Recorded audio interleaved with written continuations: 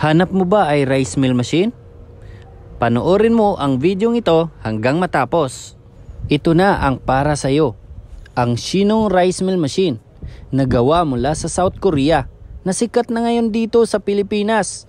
Tingnan nyo mga kaibigan, simpleng-simple lang, portable, di kuryente. At alam nyo ba mga kaibigan, maganda ang quality ang output ng bigas.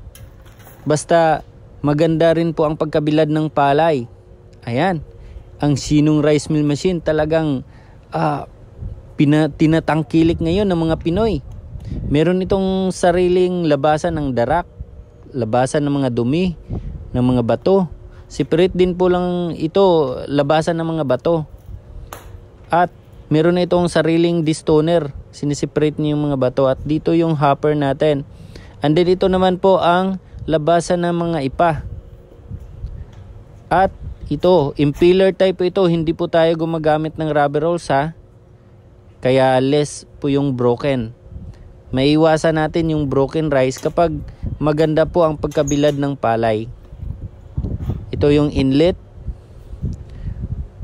At nako, di kuryente lang ito.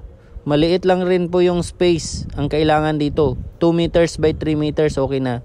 Meron din po itong paddy cleaner. Meron tayong local made at saka made in Korea na paddy cleaner. Pili lang po kayo.